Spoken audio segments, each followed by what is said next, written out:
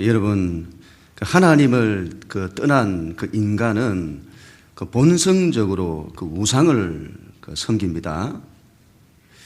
우상이란 하나님 외에 우리 위에서 우리를 지배하고 다스리는 그 무엇을 말합니다. 이 우상의 특징은 우리를 파괴하고 억압합니다. 그래서 노예로 만들어버려요. 여러분, 노예가 어떤 사람이죠? 자기가 없죠. 그리고 삶이 힘들고 고달픕니다. 사람이 아니고 사는 게 아닙니다. 그런데 여러분, 그런 노예 상태가 오랫동안 있으면 자기가 노예라는 것을 잘 몰라요. 그리고 노예 근성이 몸에 익어서는 그렇게 사는 걸 당연하게 받아들입니다. 모세가 이스라엘 백성을 이끌고 이집트에서 나왔을 때였는데, 이 이스라엘 백성들이 이집트에서 노예로 살았습니다. 얼마나 힘들었는지 모릅니다. 너무 힘들어서 하나님께 부르짖었습니다. 죽겠다고 부르짖죠. 살려달라고 부르짖습니다. 하나님께서 그들을 불쌍히 여기셔서 이집트에서 구원을 해 주십니다. 그런데 이집트에서 나온 이스라엘이 바뀌지를 않아요. 노예 근성이 몸에 익은 겁니다. 하나님께서 그들을 해방하여 노예에서 하나님의 백성으로 신분을 바꾸어 주셨는데 그걸 버리지를 못해요. 그래서 모세가 창세기를 기록하는 겁니다. 너희를 구원하신 하나님이 누구신지를 가르치고 너희가 누구냐 하는 걸 가르치는 겁니다. 태초에 하나님이 천지를 창조하셨다. 모든 것은 하나님으로부터 나왔다. 빛을 만드시고 하늘을 만드시고 땅을 만드시고 식물, 동물, 세상의 모든 것을 하나님이 만드셨다. 그리고 하나님께서 우리를 당신의 형상으로 우리 인간을 만드셨다. 그래서 인간은 하나님의 형상이다. 가장 귀한 존재다. 하나님 바로 밑이다. 그리고 너희 밑에 세상의 모든 피조물들이 있다. 그것들은 너희를 위해서 주신 거다. 다스리고 정복하라고 주셨다. 그런데 왜 그걸 섬기냐? 왜 그것에 매이냐?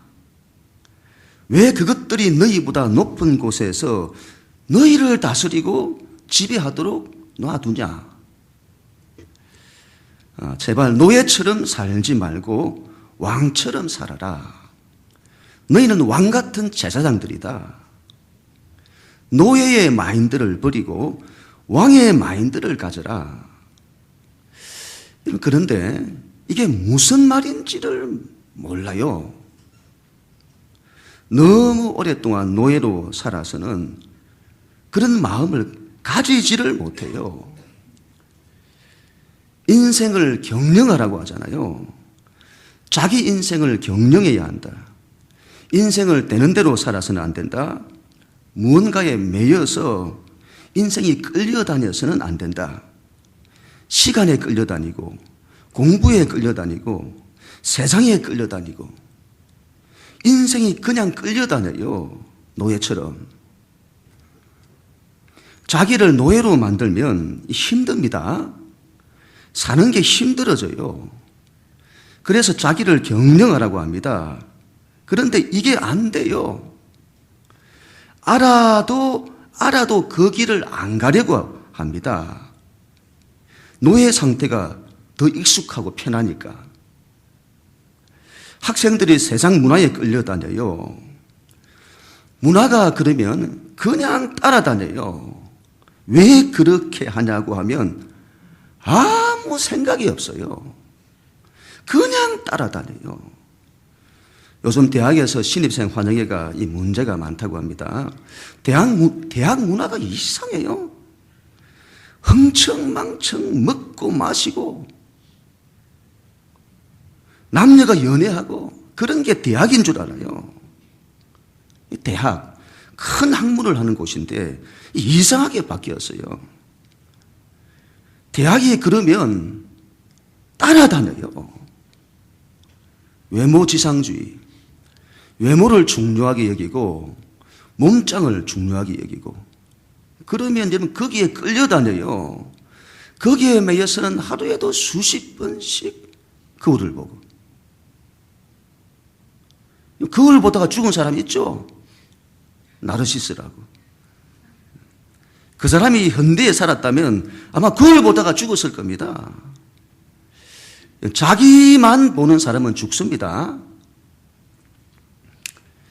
자기를 보니까 자기가 못생겼다고 낙심하고 좌절하고. 왜 자기를 죽여요? 키가 작다고 낙심하고 좌절하고. 왜 그렇게 살아요? 왜 자기를 잃어버리게 해요? 왜 자기를 노예로 만들어요? 우리 예수님은 완전한 자유자이십니다. 예수님은 세상의 그 어떤 것에 매이지 않으시고 세상의 그 어떤 것에도 흔들리지 않으세요. 그 이유는 우상이 없기 때문입니다. 예수님에게는 우상이 없어요. 세상 어떤 것에도 매이지 않으시고 지배를 받지 않으세요. 오히려 다스리고 정복하시지. 우리와 똑같이 같은 성정을 가지신 예수님이 그렇게 하세요.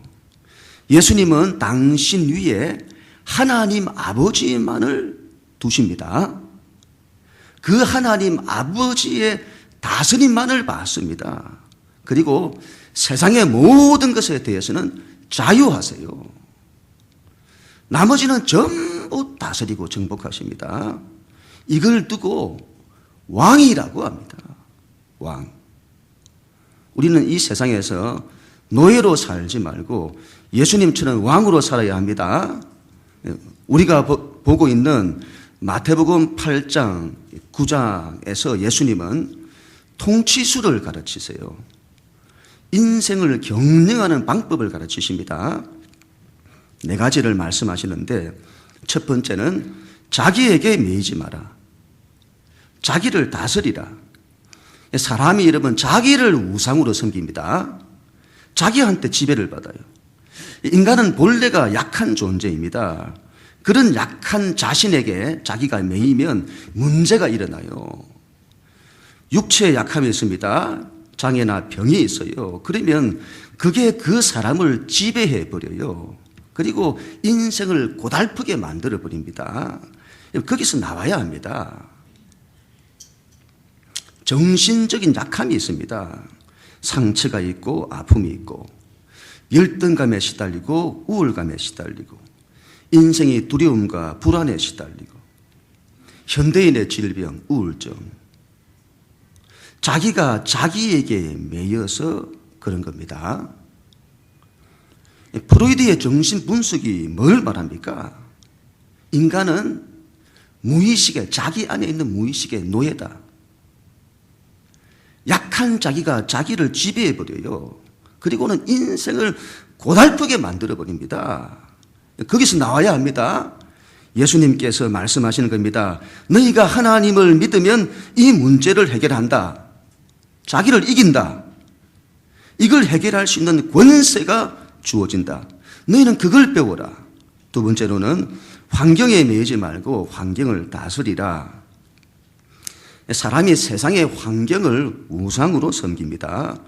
그걸 자기 위에 두고는 지배를 받아요. 끌려다녀요.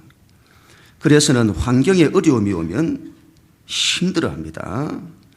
배를 타고 인생을 항해하는데 조금만 바람과 파도가 일어나면 힘들어해요. 두려워하고 불안해합니다. 그리고는 죽겠다고 하죠. 가정의 문제, 직장의 문제, 사업의 문제, 자녀의 문제. 조금만 환경에 바람이 일고 파도가 일어나면 죽겠다고 해요. 예수님은 말씀하시는 겁니다. 너희가 하나님을 믿으면 이 문제를 해결한다. 너희가 환경을 이긴다. 이걸 해결할 수 있는 권세가 주어진다. 너희는 그걸 배우라. 세 번째, 영적 세계에 매이지 말고 그것을 다스리라.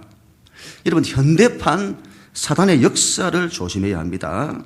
사단이 세상의 문화를 통해 인간을 유혹합니다. 노예로 만들어버려요. 그리고는 하나님을 믿지 못하게 합니다. 하나님 가까이 가지 못하게 만들어요. 세상 문화가 너무 좋아요. 재미난 게 너무 많죠. 거기에 매여서는 즐긴다고 하나님께로 안 갑니다.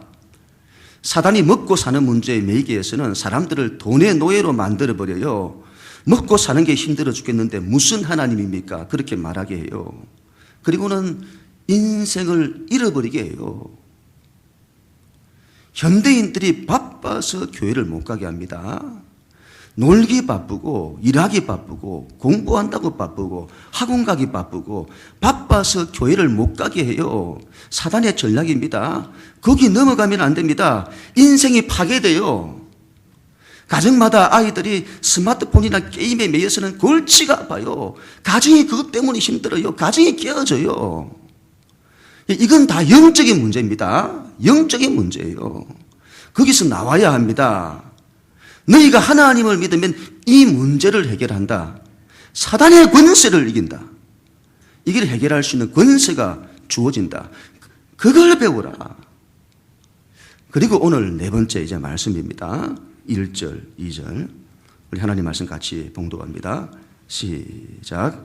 예수께서 배에 오르사 건너가 본 동네에 이르시니 침상에 누운 중풍병자를 사람들이 데리고 오거늘 예수께서 그들의 믿음을 보시고, 아멘. 한 중풍병자가 있었습니다. 사람들이 그를 예수님께로 데리고 옵니다. 다른 복음서에 보면 네 사람이 데리고 왔다고 하는데 친구였던 것 같습니다. 예수님 주변에 사람이 너무 많아서 들어갈 수가 없어요. 그래서 친구들이 지붕을 뚫고 줄로 달아 내려서는 그 사람을 예수님 앞으로 인도를 합니다. 여러분, 신앙은 이 정도의 열심과 믿음이 있어야 합니다. 예수님께 대한 간절함이 있어야 합니다. 예수님께 나아가면 이 친구의 문제가 해결된다는 그 믿음을 가지고 나가야 합니다. 장애물이 있어요. 사람들이 너무 많아서 갈 수가 없습니다. 보통 사람은 여기서 다 포기하죠. 여기까지만 하자. 그런데 내 친구들은 그렇게 하지 않습니다. 반드시 예수님 앞에 서야겠다. 그런 열심. 예배를 드릴 때 열심히 있어야 합니다. 예수님이 가장 가까이 있으려고 해야 합니다. 제일 앞에. 뒤에 있다고 은혜를 못 받는 건 아닙니다만 예수님 눈에 제일 잘 띄는 곳에 있으려고 해야 합니다. 영적으로 그렇게 해야 된다는 거죠. 간절함으로. 반드시 예수님 가까이로 가서 은혜를 받아내겠다는 열심이 있어야 합니다. 예수님 주변에 그냥 그렇게 앉아있는 사람들이 얼마나 많은지요. 그런데 이들이 열망을 가지고 나아가요. 그들에게 하나님의 역사가 나타나니까요. 방법이 없으면 방법을 만들어야 합니다. 안 된다고 말하지 말고 사람을 살리는 일이잖아요. 방법을 찾아내서라도 해야 합니다. 지붕을 뚫고서라도 예수님께로 가야 합니다. 예수님께로 나아가지 못하게 하는 얼마나 많은 이유들이 있는지 모릅니다. 조금만 바빠도, 조금만 일이 생겨도, 조금만 기분이 우울해도 교회를 못 가고 예배를 못 드려요. 예수님께 나아가지 못하게 하는 것들이 얼마나 많은지요. 의지와 열정이 있어야 합니다. 열심을 내야 합니다. 침상에 누워 있잖아요. 어떻게 이런 상태로 나간단 말입니까? 어떻게 이런 상태로? 침상에 누운 상태라도 나가려고 해야 합니다. 나가니까 살아요. 예수님께서 더 귀하게 보세요. 고쳐주세요. 자기가 못 나가면 다른 사람이 도와줘야 합니다. 친구들이 도와줘야 해요. 그래, 네 사정이 그러니까 알았다. 그러면 우리만 갈 테니 너는 그냥 있어라. 그게 아니죠. 우리하고 같이 가자. 아니, 가야 한다. 우리가 들고서라도 너를 데리고 가야겠다. 사람들이 많아서 갈 수가 없어요. 중풍병자가 친구들에게 됐다. 이 정도면 됐다. 너는 할 것 다 했다. 봐라. 야, 안 되잖아, 이제. 그래서 친구들이 무슨 말이냐? 우리 친구 아니냐? 반드시 너를 살린다. 우리가 무슨 수를 써서라도 너를 살릴 거다. 예수님께로 데리고 갈 거다. 그런 열정과 믿음이 있어야 합니다. 예수님께서 그걸 너무 귀하게 보세요. 친구들의 믿음을 보시고 그를 살려주세요. 이런 주변에 믿음의 사람들이 있어야 합니다. 문제가 생겼을 때에 이렇게 발벗고 나서줄 사람들이 있어야 합니다. 침상을 들고 지붕을 뚫고 침상을 내리는 그런 번거로움이 있어도 수고하고 땀 흘리고 그걸 감수하는 사람들이 있어야 합니다. 아니, 이러면 그런 사람이 데리고 해야 합니다. 다른 사람을 살리려고 마음을 다하고 뜻을 다하고 힘을 다하는 그런 사람 되어야 해요. 믿음이 있어야 합니다. 자기 문제를 해결할 때도 믿음이 있어야 하고 다른 사람의 문제를 해결할 때도 믿음이 있어야 합니다. 기도할 때도 믿음이 있어야 해요. 자기를 위해 간구할 때도 믿음이 있어야 하고 다른 일을 위해 간구할 때도 믿음이 있어야 합니다. 이 의인의 간구는 역사하는 힘이 있습니다. 그 사람의 믿음과 그 사람의 믿음과 기도 때문에 내가 살아요. 믿음의 사람들을 친구로 사귀세요. 믿음의 사람들을. 자기 혼자 이렇게 살아가지고 하지 마시고 믿음의 사람들을 친구로 사귀세요. 자기가 믿음이 안 되면 믿음이 되는 친구라도 있어야 됩니다. 그래야 자기가 살아요. 예수님 앞에 수많은 사람들이 있는데 예수님의 관심은요, 믿음의 사람. 그에게 하나님의 역사가 나타나요. 2절부터 5절 같이 읽습니다. 시작. 중풍병자에게 이르시되 작은 자야 안심하라. 네 죄의 사함을 받았느니라. 어떤 서기관들이 속으로 이르되 이 사람이 신성을 모독하도다. 예수께서 그 생각을 아시고 이르시되 너희가 어찌하여 마음에 악한 생각을 하느냐. 내 죄의 사함을 받았느니라 하는 말과 일어나 걸어가라 하는 말 중에 어느 것이 쉽겠느냐. 아멘. 예수님께서 중풍병자에게 이상한 말을 하십니다. 내 죄의 사함을 받았느니라. 아니, 평소 같으면 내 믿음이 너를 구원하였다. 일어나서 걸어가라. 그렇게 하셔야 될 것 같은데 내 죄의 사함을 받았느니라. 그렇게 말씀을 하세요. 아마 이 중풍병자에게는 죄의 문제가 심각했던 것 같습니다. 예수님 그걸 아시고 그 문제를 먼저 풀어주세요. 아마 과거에 큰 죄를 지었거나 못된 짓 많이 하고 허랑방탕하게 살았던 것 같습니다. 그래서 병을 얻어 넘어지고 중풍병자가 된 듯합니다. 이 유대 사회잖아요. 유대인이라면 하나님을 믿는 자들이 아닙니까? 그런데 이 사람이 하나님 없이 살았던 듯 싶습니다. 다시 하나님께로 나아가고자 하는데 지난 죄가 너무 커서 하나님 앞에 나아가지를 못해요. 이 유대교 같은 율법적인 종교의 특징 가운데 하나가 죄를 지으면 그 죄의 문제에 매입니다. 율법이 그 문제를 해결하지를 못해요. 오히려 율법은 그 사람을 정죄하죠. 너는 간음자다. 너는 살인자다. 너는 죽을 자다. 어디 감히 죄인이 하나님 앞에 오냐. 그래서는 죄의 문제에 시달리며 힘들고 괴로워하는 겁니다. 하나님 앞에 나아가고 싶어도 나아가지 못하는 나 같은 죄인을 하나님이 받아주실까? 인간의 이 죄의 문제는 세상에서 해결할 길이 없어요. 친구들이 그 친구의 마음을 알고 도왔던 것 같습니다. 예수님께 가보자. 예수님께 가보자. 예수님이 받아주실 거다. 예수님이 이 문제를 해결해 주실 거다. 그렇게 해서 예수님께 나아갔는데 예수님께서 그 마음을 아시고 소자야, 죄 때문에 너무도 고통스러워 작아져 버린 자야, 작은 자야, 이제 안심해라. 내 죄의 사함을 받았느니라. 중풍병자에게는 자기의 병보다 더 절박한 것이 죄였던 것 같습니다. 예수님께서 그 고통을 아시고 이 사람을 죄에서 해방시켜 주시는 겁니다.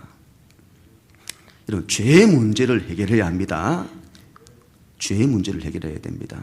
사람이 죄를 지으면 하나님 앞에 나아가지를 못해요. 청년 대학생들이 왜 교회를 안 도는 걸까요? 교회의 부패? 세상이 너무 좋아서? 물론 그런 이유도 있겠습니다만은 상당수가 죄 때문입니다. 세상에서 죄를 짓고 사는 거예요. 자기 마음대로 살고 자기 욕망대로 살았어요. 그렇게 해서 교회를 가면 죄를 지적받으니까 아예 교회를 안 나가요. 교회를. 여러분, 그래도 나와야 합니다. 그래도 나와야 해요. 죄가 있어도 나와야 합니다. 중풍병자처럼 끌려서라도 나와야 합니다. 그리하면 안 죽어요.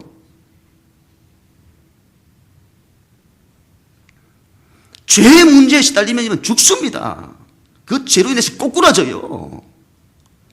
중풍병자를 보세요, 여러분. 죄 때문에 꼬꾸라지잖아요. 죄가 있어도 나와야 합니다.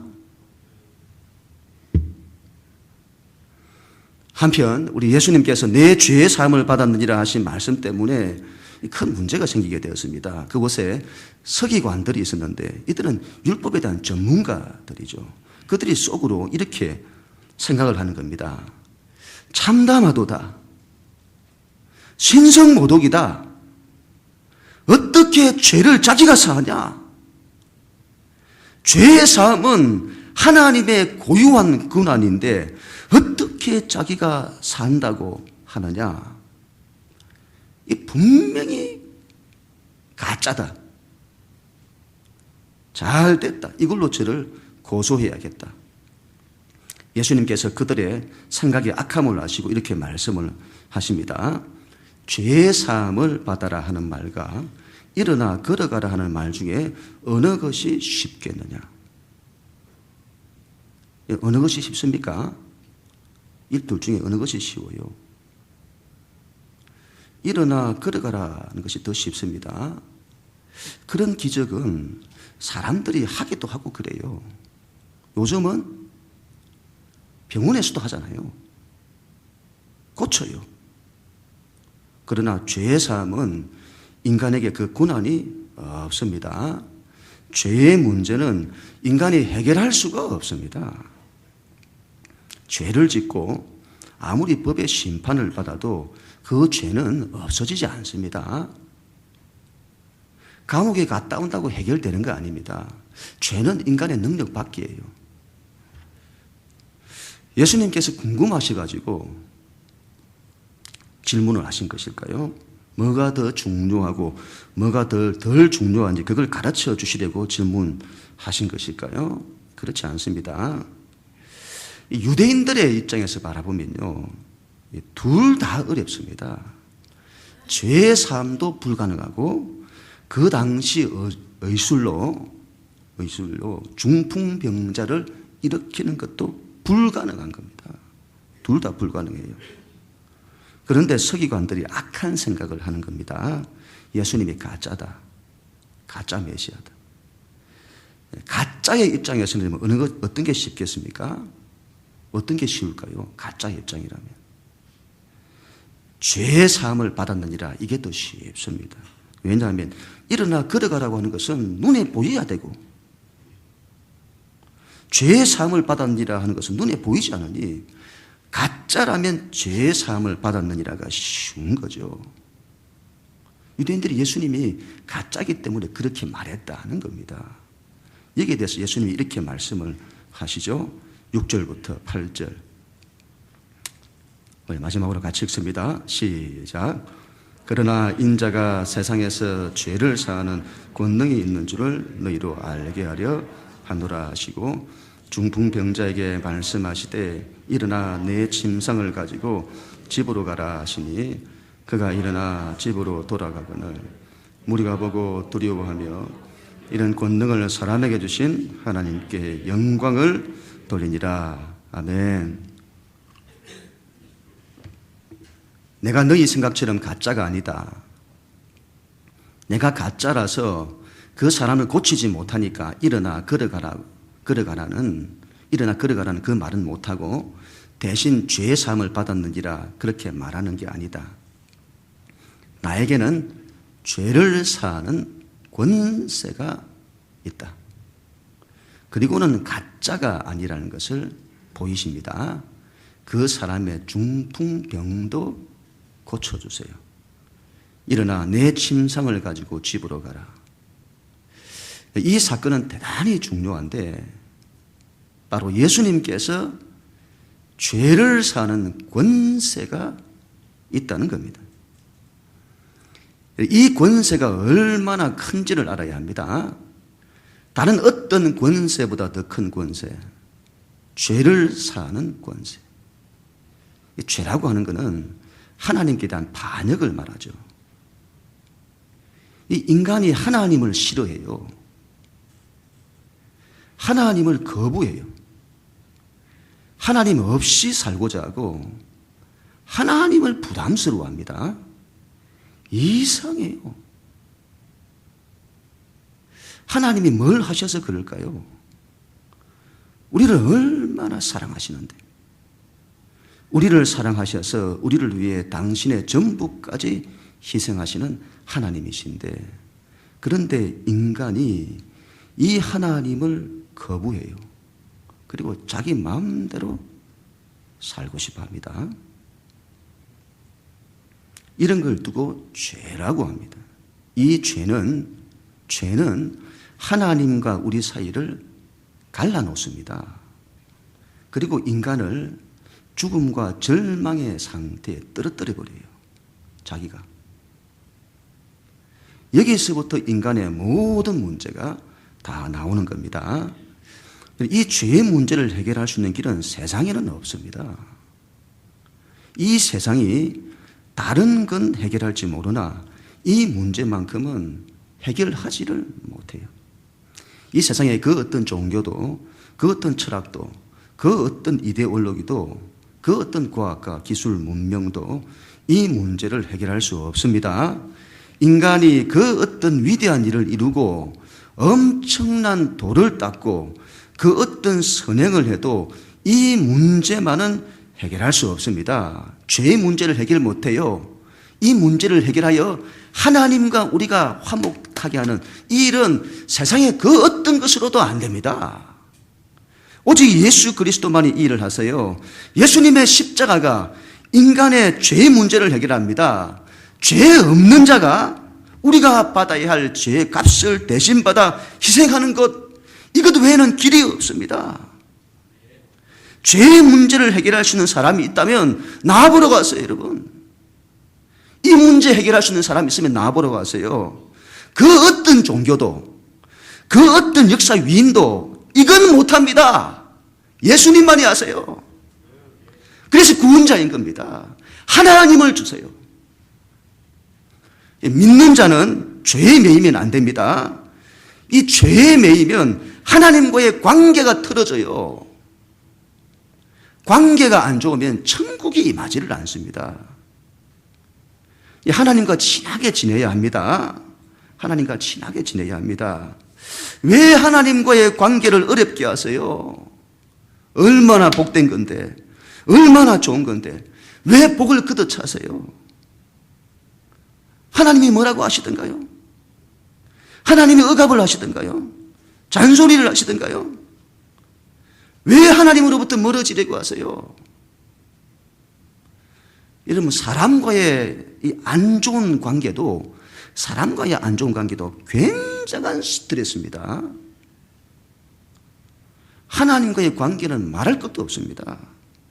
하나님과의 관계를 풀지 못하면요, 굉장히 힘들어집니다. 영적으로 큰 해를 받아요. 이건 반드시 해결해야 합니다. 믿는 자는 이 문제를 반드시 해결해야 해요. 죄에 매이면 안 됩니다. 풀 수 있는 방법 없어요. 예수님께로 나아가면 풀립니다. 자유할 수 있습니다. 매이지 마세요. 매인 것이 있으면요, 죄에 대해서 매인 것이 있으면 반드시 푸세요. 그래야 합니다. 그래야 천국이 와요. 죄를 사하는 권세를 사람에게 주셨대요. 얼마나 큰 축복인지. 하나님만이 하시는 권세를 우리에게 주신대요. 그 사람이 예수를 믿으면, 우리가 복음을 전했는데 그 사람이 예수를 믿으면 우리가 선포하는 겁니다. 예수를 믿으면. 이거 없이 선포하면 안 됩니다. 그러면 그는 사이비가 돼요. 죄를 사한다고 하니까 사이비잖아요. 이단입니다. 그 사람이 예수를 받아들이면 당신은 죄의 용서를 받았습니다. 당신은 하나님의 자녀가 되었습니다. 이걸 말할 수 있대요.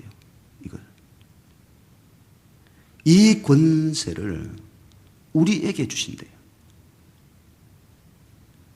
이 세상에서는 그 어떤 사람에게도 이런 권세가 없습니다. 대통령이 되어도 이런 권세가 없습니다. 그런 권세를 우리 믿는 자들에게 주신대요. 이걸 다르게 말하면 죄를 다스리라는 겁니다. 죄에 매이지 않아야 하고,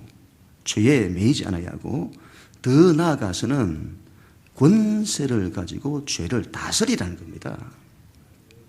이게 그렇게 안 돼요. 되는가요, 여러분? 이거 안 됩니다. 마인드를 바꿔야 해요, 마인드를. 스피릿이 안 되면 안 바뀌어요. 마인드를 바꿔야 합니다. 죄의 노예가 되지 않겠다는 것으로는 부족합니다. 그걸로는 이걸 여러분 해결할 수가 없어요.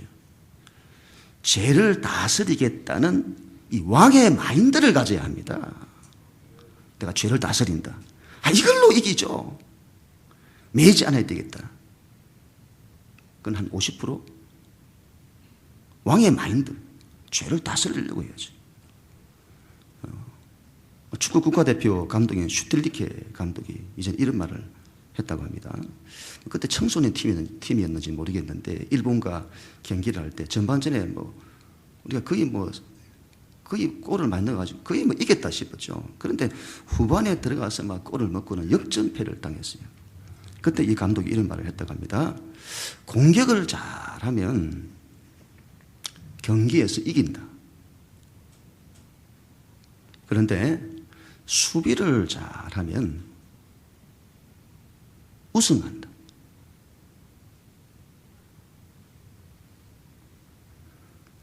먼저 수비가 돼야 된다 이 말이죠. 이게 기본이다. 기본.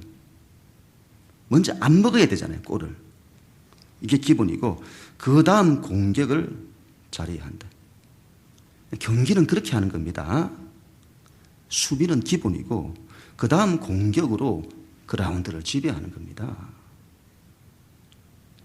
죄를 잘 막아내야 합니다. 죄에 매이지 않아야 해요. 이건 기본이고, 그리고 죄를 다스려야 합니다. 그러면 여러분 승리하는 거죠. 우승하는 겁니다. 결론을 냈습니다. 노예로 살면 안 됩니다. 왕으로 여러분 사세요. 왕으로. 왕의 마인드를 가져야 합니다. 첫 번째, 자기에게 매이지 말아야 합니다.